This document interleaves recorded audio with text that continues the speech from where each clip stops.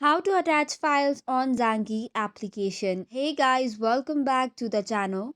If you want to attach files and send it via Zangi, it's quite possible. So without any ado, let's get started. First of all, head over to Play Store or App Store. Tap on the search icon and then on the text box, write in Zangi application. If there is an update button, tap on it. If not, just install the application.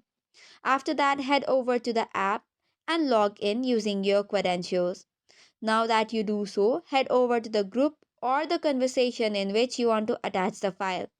Tap on this plus icon which is on the bottom left corner and you will see a list of different options there.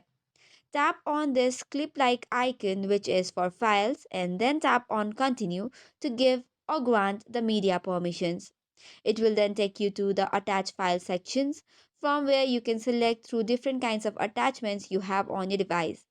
Just tap on any of them which will then automatically attach the file and send it to the other person. So this is how simply you can attach files on Zangi application.